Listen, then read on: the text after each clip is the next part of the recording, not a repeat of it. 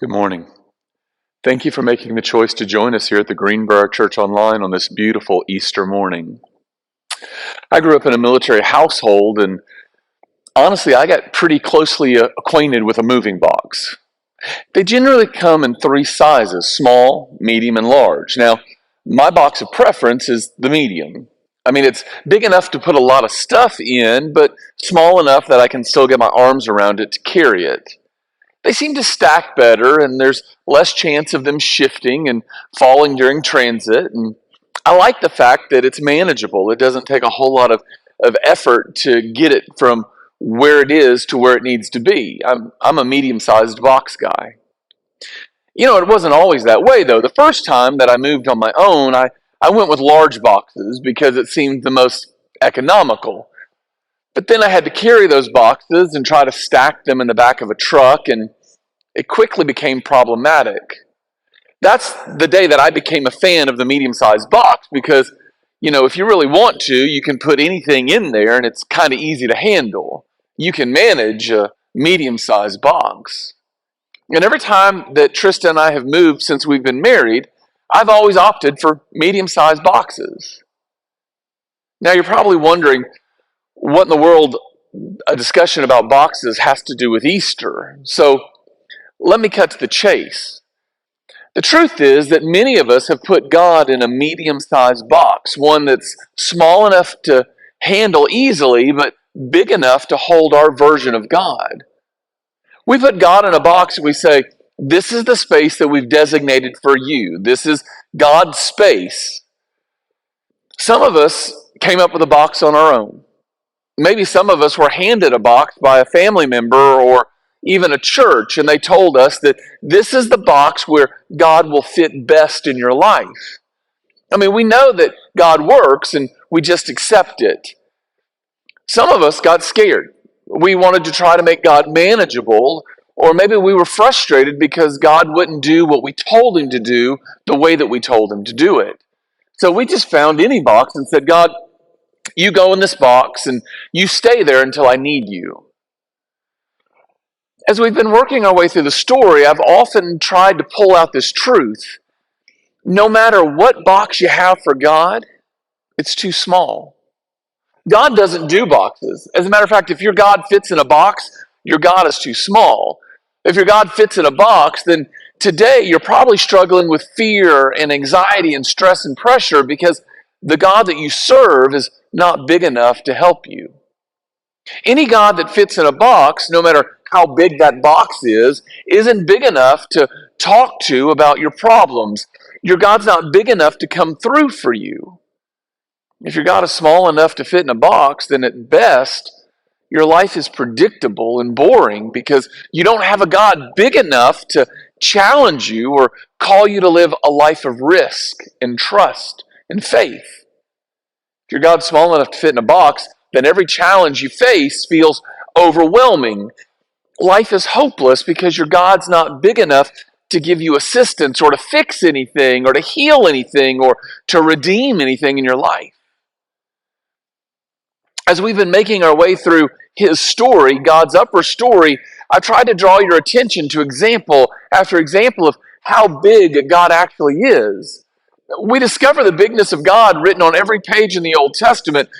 We look at people and their situations and we say, we can't, or we're not strong enough, or we've waited too long. And God shows up and says, watch this. Oftentimes we look at people and we say they're too broken, and God says, watch how I put them back together. Or we look at somebody and we say they're just too insignificant, and God says, that's the person that I choose to use to write this upper story, and he changes everything. I don't think God needs a bigger box. Matter of fact, I don't think God needs a box at all. I wonder on this Easter morning how our lives would be different if we allowed God to be God, a God that was too big for the tomb to get out of the box. I think our lives will change once our concept of God changes. One of the main points of this whole series is that God always wants to do more than we can think, more than we can ask, more than we can imagine. God's bigger than we realize, and that's the point of the story, and that's the point of David's story. We first meet David in 1 Samuel chapter 16. He's still a young teenager working as a shepherd, and he gets anointed to be the next king of Israel. Now, being a shepherd's not a good job. It's actually the worst job in the family. It's the chore that nobody wanted to do. I mean, the job description of a shepherd is to basically stand around and watch sheep. It was boring, and it was one that you tend to forget about if you weren't the one enduring those awful hours in the horrible weather. While David's in the field watching the sheep, he passes his time singing and slinging rocks. The prophet Samuel arrives at his dad's house to anoint the next king of Israel, and Jesse gathers David's 7 brothers to be candidates for the job. He gets all their resumes prepared. They're dressed in their Sunday best, and when Samuel meets the first boy, I wonder if he thinks, this has got to be the guy that God wants. He's big and strong and good looking. God, are you seeing what I'm seeing? Actually, what he says is, here he is, God's anointed. This guy's impressive. You just send the rest of the applicants away because this is the guy. Samuel's a prophet, and he's seen a lot, but he still has God in this box. He still has in his mind the people that God can use and the people that he can't. And so Samuel makes a judgment based on what he sees. God says in verse 7, don't judge by his appearance or height, for I have rejected him. The Lord doesn't see things the way you see them. People judge by outward appearance, but the Lord looks at the heart. So Samuel works his way down the line, from one boy to another, and it begins to get awkward because he passes over all 7 brothers, and God doesn't say that any of these boys are the next king. So Samuel asks Jesse, is there another son? I don't know. Do you have anything in the back? Is there anything I haven't seen? And Jesse says, well, I mean, there's one more son, but he's the youngest, which is not a real good translation. What Jesse actually says is, I got one more, but he's little and insignificant and unimportant. I mean, he's the runt of the litter. Jesse sends for him. And when David walks in the door, God's very quick with his judgment. In verse 21, it says, go and anoint him. This is the one.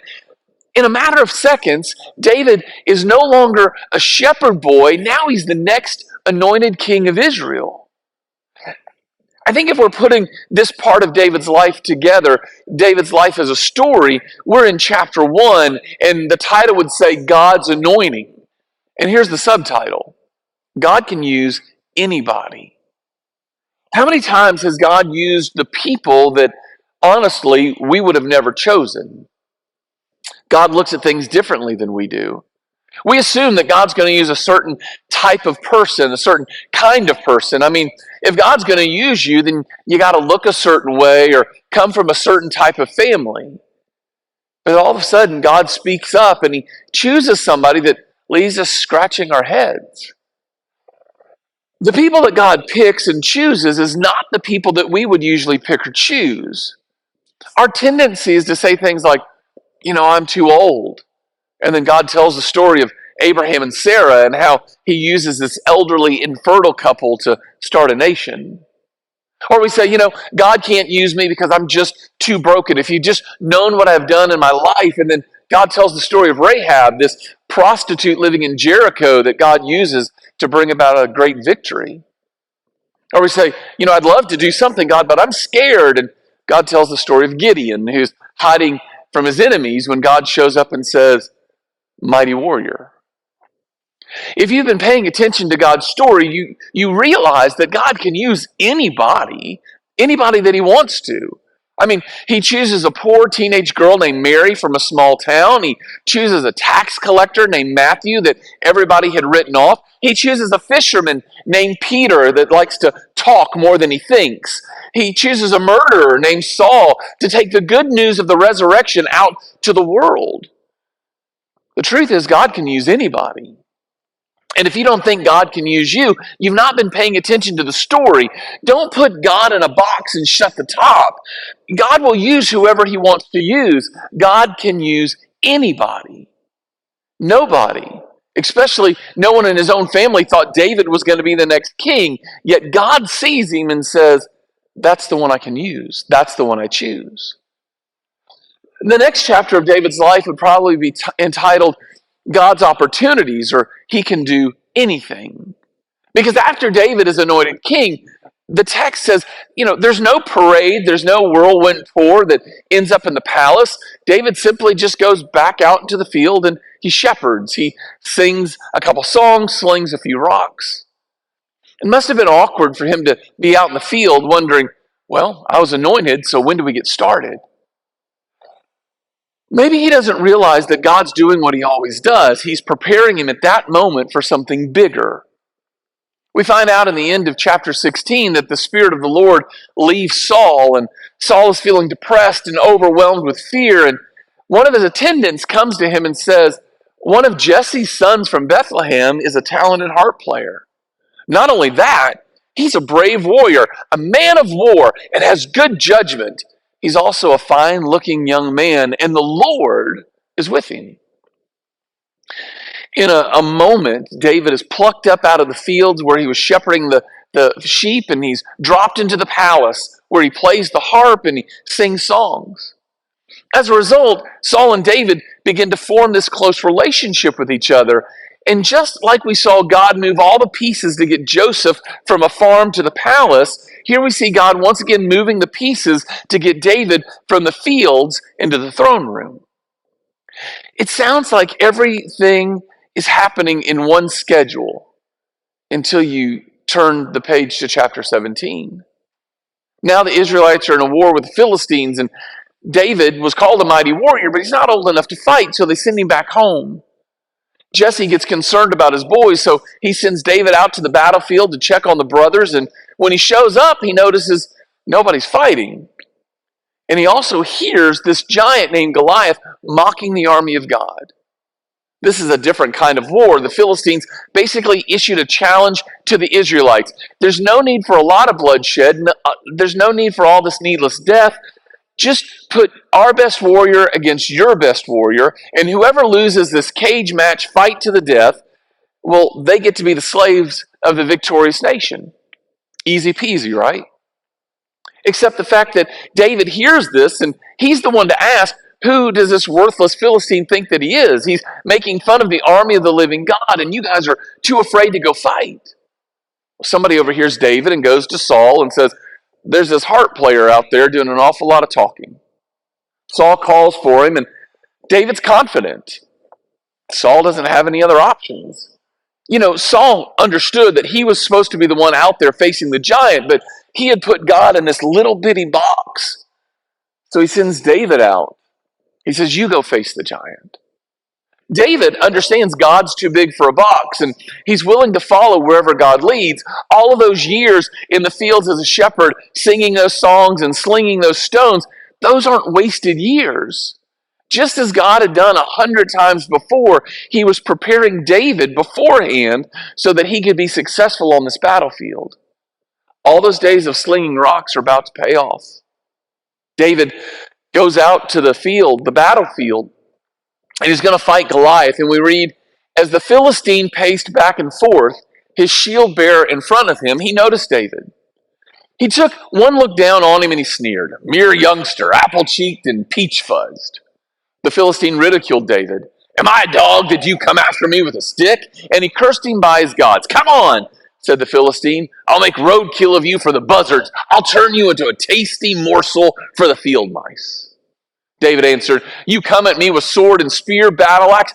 I come at you at the name of God, of the angel armies, the God of Israel's troops, whom you curse and mock. This very day, God is handing you over to me. I'm about to kill you, cut off your head and serve up your body and the bodies of your Philistine buddies to the crows and the coyotes. The whole earth will know that there's an extraordinary God in Israel, and everyone gathered here will learn that God doesn't save by means of sword or spear. The battle belongs to God, and he's handing you to us on a platter. Great story, right? But now we get to my favorite part of the story. That roused the Philistine, and he started towards David. David took off from the front line running towards the Philistine. David runs at him. I love that part. He charges right at Goliath. There's no fear whatsoever. Saul and his army are terrified because when you put God in a box, you become consumed with your fear because you're always asking the what if question, right? I mean, what if Goliath wins? What if our nation becomes slaves? What if they take our land? Or what if the economy doesn't recover? What if it's cancer? What if I spend the rest of my life alone? What if the next tornado gets a little close to my home? What if my candidate loses? What if? When your God lives in a little bitty box, the what if question dominates your life. All you can see is the what if in every situation. And David doesn't see the what if. He sees the who is in this situation. This isn't David versus Goliath. From David's perspective, this is God versus Goliath. And that makes all the difference in the world. Small box Saul tells David it can't be done. It's ridiculous. That's what you say when your God's living in a box. David, who allowed God to be God, said, the Lord's going to handle this. And while those with God in a box can only see the giant Goliath in the opposition, David sees something very different. He sees God. He sees the bigness of God. He knows that God can do everything. And that's how we get to the last chapter of this part of David's life. And we would probably describe it God's time or God's never late. I mean, just once again, there's this coincidence. And I love coincidences, even though I don't believe in them. I mean, it wasn't a coincidence that David spent his days slinging rocks out there while watching sheep any more than it was a coincidence that Samson just happened to be chained between the two support poles, or that Joseph was in prison where the cupbearer just happened to be, or that Ruth just happened to find herself in the field of Boaz gathering food. God uses anyone to do everything. David doesn't know that he's in training at the time. You might know that right now you're in training for God to do something later in your life and through you. God's not going to waste the challenges that you face. God's big enough to take whatever you're going through right now and use that for training and preparation for His good and for His glory later in His story. That's the theme of God's upper story. Let me be transparent for a moment. I usually put God in a box when it comes to His timing. I mean, I want God to fit into my calendar. I want Him to operate by my timetable. And I've often had these conversations where I said, God, I believe who You are. I believe You can move mountains. I believe You can act. And I believe You need to do it in 6 months. What I've learned is that when I put God in a box, it's really, really difficult to wait on Him. Just ask Abraham and Sarah. But David doesn't have that struggle, does he? He waits on the Lord. When he's 14 or 15 years old, he's anointed as the next king of Israel. When he's 18 or 19 years old, he defeats Goliath. And yet he still finds himself out in the field with the sheep, or on the run from Saul, or living in caves, or hanging out with the Philistines. It's not until his 30th birthday that David finally becomes the king of Israel. I wonder if you're still trying to keep God in a box. I wonder if you've ever realized that God can do whatever, whenever, and however He desires. You know, this is His story. We're not the main stars in this story. We're merely invited to be part of the supporting cast. I think the basic problem with the church today is that we try to serve a God that's too small. We gather on Sunday mornings and we sing, "How great is our God," or "How great Thou art," or "Our God is an awesome God," only to leave here and to put God back into that box. If your God's job description reads, "God, I want You to make my life more comfortable and convenient," your God is too small. If your God says things to you like, "Don't take a risk, just play it safe," then the truth is your God is too small. If you think that God is merely a genie that exists to grant your wishes, your God's too small. If your God operates on your timetable by your calendar, then your God is too small. If your God is always saying to you, come, but never telling you to go, then your God is too small. If your God never wrecks your schedule, never messes up your plans, if your God never asks you to do something that's not in the budget, then your God is too small. If your God's never filled your eyes with tears because of His amazing grace or taking away your breath because of His awesome power, then your God is too small. If your God's dream for you is for you merely to retire and to live the last couple decades of your life just taking it easy, then your God's too small. As a matter of fact, if your God always agrees with you, if your God always thinks that your opinions and your preferences are the most reasonable, if He always likes what you happen to like, then your God is too small. If your God's fine with merely spending an hour a week with you in a building with a bunch of other people, looking at the back of their heads and not being invested in the lives of other people, your God's too small. If your God looks at the sin of greed or lust or gossip in your life and says, it's no big deal, you're doing better than most people, then your God's too small. If your God says, I know your marriage is messed up and your family is too fractured, or you're too young, or you're too old, or you're too broken, or too poor, or too late, or too guilty to help or to serve in my kingdom, your God's too small. If your God fits in a box, that's not God. When you open up the box, you're going to discover that God's not in the box because God doesn't do boxes. I mean, honestly, there was a time that we all tried to put God in a box. Well, not really a box, more like a tomb. And after 3 days, when the women went out to see Him, they were surprised because He wasn't there. On Easter Sunday, Jesus arose because the tomb was not big enough to hold Him. In the same way that there's not a box in your mind where you can keep Him. This morning, Jesus is calling you to the table to experience His grandeur. He's truly an awesome God, and as we take the bread and the cup on this Easter morning, we take it as a desire to let God out of the box, to allow God to be God, and to allow Him to write the story of our lives. As we take the bread and the cup, we're acknowledging that everything that we see, everything that we experience, everything that we know is about God, because this is God's story, and He has invited us to come and to participate in His story and to tell His story to the people who believe that God is too small to handle their problems. And so this morning, as we go to the table, I'm begging you to take some time to think about where you've placed God in your life. Because if you've got God in a box, no matter how big that box is, that's not God. Because God is too big to be in a box.